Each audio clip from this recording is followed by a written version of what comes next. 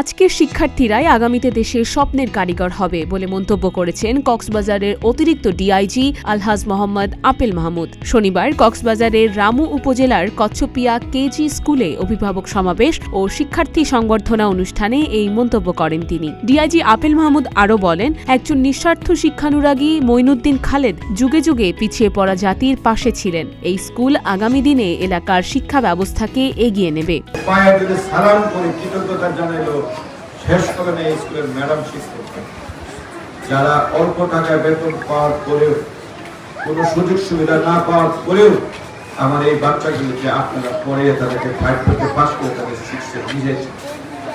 আপনাদেরকে যদি পায়ে ধরে যদি সালামও করা হয় তাও এটা ঋণ শোধ হবে না, যেভাবে আমার ম্যাডামদের আমি ঋণ শোধ করতে পারি। আপনারা যে কি পরিমাণ দেশপ্রেমী, কি পরিমাণ ভালোবাসেন, সেই সুবাদে এই সমাজ থেকে, সেই সমাজে রাষ্ট্র থেকে সুযোগ সুবিধা নেয়। কিন্তু আপনারা সত্যিকার অর্থেই দেশকে ভালোবাসেন, এই কচ্ছপিয়াকে ভালোবাসেন, এখানে কোনো সন্দেহ নেই। আপনারাই সত্যিকার অর্থের সৃষ্টিকারী, আপনারাই সত্যিকার অর্থের সমাজ পরিবর্তন, এখানে কোনো সন্দেহ নেই। মহোদয়কে যিনি নিজের বাবার সম্পত্তি টাকা পয়সা খরচ করে এখানে নিয়ে আসছেন, ওনার এই কথাটাকে আমি একটা কথা বলতে চাই, আপনাদের কথাটাকে একটা কথা বলতে চাই। এই কথাটা সোজা কোনো কথা না। আপনি সূরা হাদীদের 11 নম্বর আয়াত পড়ে দেখবেন। আল্লাহ রাব্বুল আলামিন বলতেছে, তুমি আমাকে সন্তান সমাজ যতটুকু পারি আমার পরিবার সন্তানকে দেখতে পারি। স্যার, আপনি তো বুঝতে পারতেছেন না, আপনি হয়তো একদিন থাকবেন না পৃথিবীতে, আপনি কি করে গেলেন আপনি সেদিন হয়তো বুঝতে পারবেন, যেদিন আমরা থাকবো।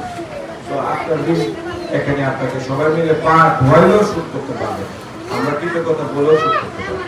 অনুষ্ঠানে নতুন ভবন ও ক্লাসরুম উদ্বোধন করা হয়। বৃত্তিপ্রাপ্ত 4 শিক্ষার্থী ও কেজি 5-এর শিক্ষার্থীদের বিদায়ী সম্মাননা ক্রেস্ট প্রদান করা হয়। এছাড়া প্রাক্তন শিক্ষক ও শিক্ষার্থীদের ফুল দিয়ে সংবর্ধনা দেয়া হয়। সমাবেশে স্কুল প্রতিষ্ঠাতা সাংবাদিক মঈনুদ্দিন খালেদ, রামুর গর্জনিয়া পুলিশ ফাঁড়ির আইসি শোভন কুমার সাহা, সাংবাদিক, ব্যবসায়ী ও অন্যান্য বিশিষ্টজন উপস্থিত ছিলেন। প্রধান শিক্ষিকা রাবেয়া খানমের তত্ত্বাবধানে শিক্ষক মুসা কলিমুল্লাহ অনুষ্ঠান সঞ্চালনা করেন।